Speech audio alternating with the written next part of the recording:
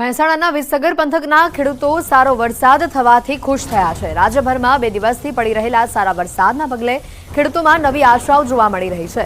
વિસનગરના ઘાઘરેટ ગામના ખેડૂતોએ વરસાદને લઈને આનંદ વ્યક્ત કર્યો। વરસાદ આધારિત પાકોમાં કઠોળ, દિવેલા અને ઘાસચારો સારો પાકે તેવી આશા ખેડૂતો વ્યક્ત કરી રહ્યા છે। ગઈકાલ સુધી છે વરસાદ ઘણો જ ઓછો હતો, શોર્ટેજ હતી ઘણી। આખા સિઝનમાં ફક્ત 3.5 ઇંચ વરસાદ પડ્યો હતો, એટલે ઘણી તકલીફ હતી ખેડૂતોને। પરંતુ આજે 2 થી 2.5 ઇંચ જેવો વરસાદ થયો છે, ખેડૂતો ખુશ છે। હવે કોઈ પ્રોબ્લેમ 15-20 દિવસ સુધી આવે એવો લાગતો નથી। ખેડૂતો અત્યારે હાલ ખુશખુશાલ છે।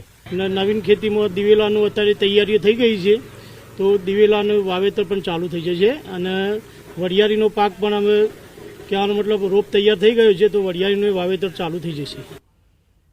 તો આ તરફ જૂનાગઢના ઘેડ પંથકમાં દર ચોમાસામાં હજારો હેક્ટર ખેતીની જમીનનું ધોવાણ થઈ જાય છે, અને ત્યારે ઘેડ પંથકના ખેડૂતો કિસાન કોંગ્રેસના નેજા હેઠળ આવેદનપત્ર આપવા માટે પહોંચ્યા હતા, પરંતુ 2 કલાક સુધી કોઈ અધિકારી ખેડૂતોનું આવેદનપત્ર સ્વીકાર્યું ન હતું, અને ત્યારબાદ ખેડૂતોએ અન્ન જળના ત્યાગની ચીમકી આપતા અંતે ડેપ્યુટી કલેક્ટરે આવેદનપત્ર સ્વીકાર્યું। ખેડૂતોએ 4 માંગણીઓ રજૂ કરી છે। ઘેડ વિકાસ નિગમ બનાવવાની માંગ કરી, પૂરથી અસરગ્રસ્ત જમીન અને પાકના ધોવાણનું વળતર ચૂકવવા કહ્યું, ઝેરી કેમિકલવાળું પાણી ઉબેણ નદીમાં નાખવાનું બંધ કરવાની પણ ખેડૂતોએ માંગ કરી છે।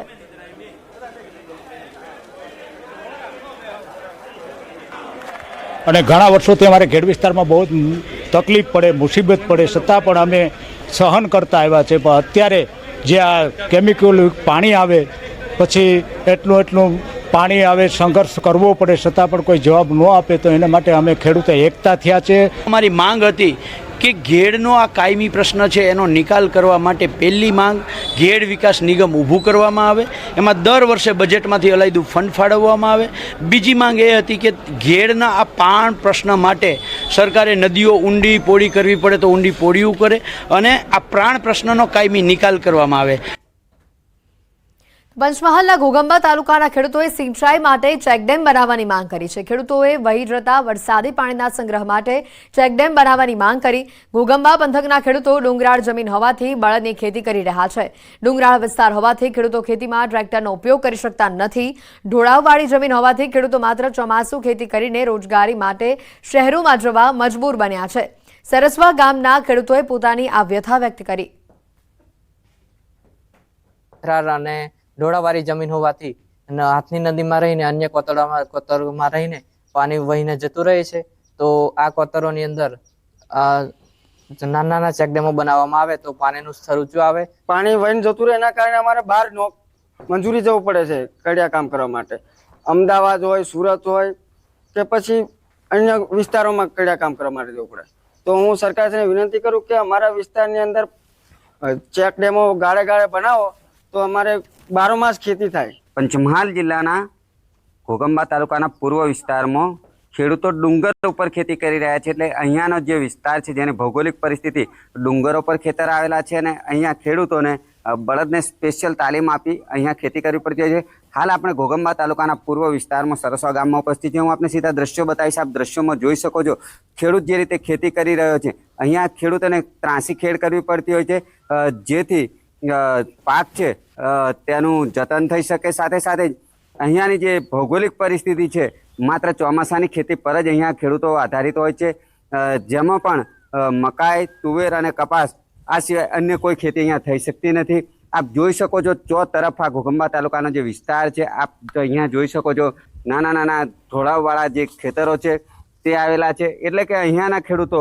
ડુંગર ઉપર ખેતી કરે છે એમ કહેવું પણ અતિશયોક્તિ નથી। પરંતુ જ્યારે વરસાદ પણ આ કસોટી કરતો હોય છે આ ખેડૂતની, ત્યારે ખેડૂતોની હાલત ચોક્કસ કફોડી પણ બનતી હોય છે।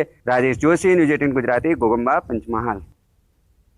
ન્યૂઝ 18 નેટવર્કની વનશ્રી પહેલમાં આપણી સાથે જોડાયા છે જાણીતા actor Rajiv Khandelwal.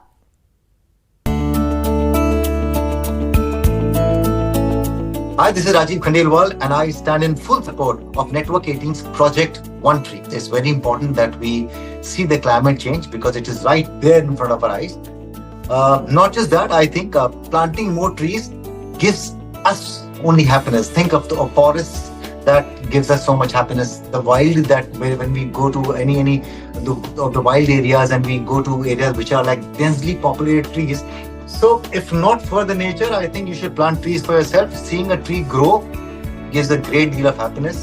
At least it gives me a lot of happiness.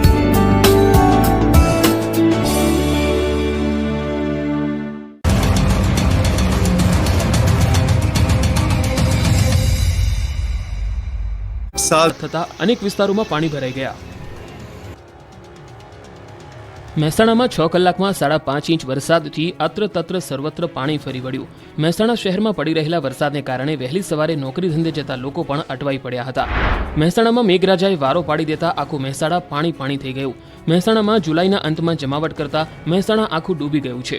મહેસાણાની મોટાભાગની બજાર દરિયો બની ગઈ. મહેસાણામાં આકાશમાંથી મહેર તો થઈ, પરંતુ મહેર મુશળધાર કહેર બનીને ત્રાટકતા થોડી જ ક્ષણમાં મહેસાણા હતું ન હતું થઈ ગયું.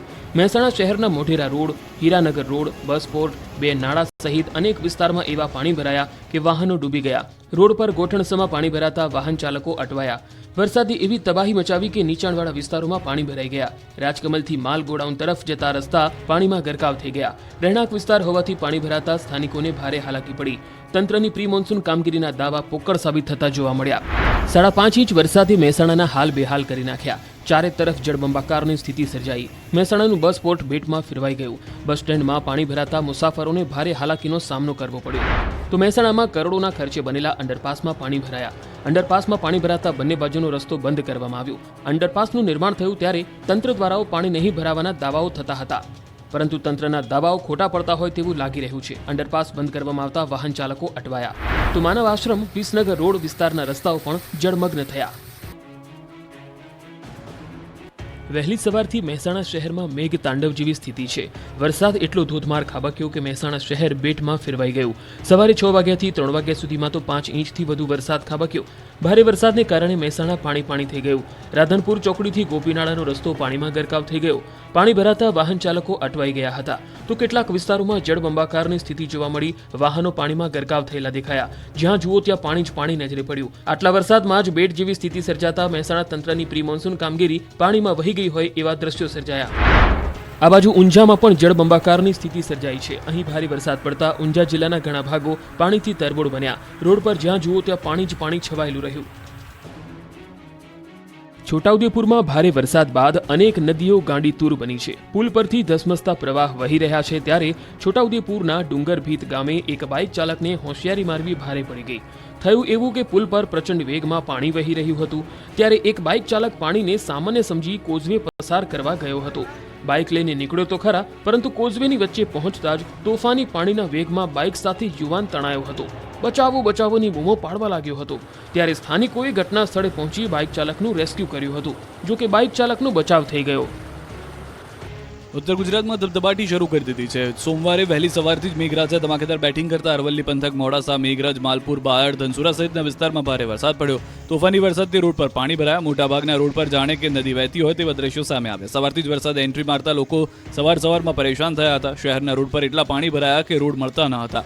માલપુરમાં ડુંગરના પાણીથી રસ્તાઓ પર નદી જેવા દ્રશ્યો સર્જાયા. પીક અવર્સમાં જ વરસાદ તોફાને ચડતા ઓફિસે જતા લોકો અટવાયા. સ્કૂલે જતા બાળકો અટવાયા. તો મોડાસા પેલેટ ચોકડી વિસ્તાર પણ બેટમાં ફેરવાઈ ગયો. મોડાસાના દ્વારકાપુરી આગળ ફરી વળ્યા પાણી. બનાસકાંઠાના ધાનેરા, ડીસા, દાંતીવાડામાં 2 કલાકમાં 2 ઇંચ વરસાદ ખાબક્યો. વરસાદ વરસતા મુખ્ય બજારોમાં ઘૂંટણસમાં પાણી ભરાયા. ડીસામાં 1.5 ઇંચ વરસાદ પડ્યો. ડીસા રોડ પર પાણી ભરાતા અનેક વાહન ચાલકો પાણીમાં ફસાયા. વરસાદ વરસતા ખેડૂતોમાં ખુશીનો માહોલ જોવા મળ્યો. ભારે વરસાદને કારણે ડીસા ધાનેરા હાઈવે પર પાણી ભરાયા. વરસાદી પાણી ભરાતા રાહદારીઓ મુશ્કેલીમાં મુકાઈ ગયા હતા. બનાસકાંઠાના ધાનેરામાં 2 કલાકમાં 2 ઇંચ વરસાદથી પાણી થઈ ગયું. ભારે વરસાદના કારણે ધાનેરા મુખ્ય બજારોમાં ઘૂંટણસમાં પાણી ભરાયા. ડીસા ધાનેરા રોડ પર પાણી ભરાતા અનેક વાહનો પાણીમાં ફસાયા છે. નેશનલ હાઈવે નંબર 168 પર લક્ઝુરિયસ કારને ટોઈંગ કરવાની ફરજ પડી હતી. અનેક વાહનો પાણી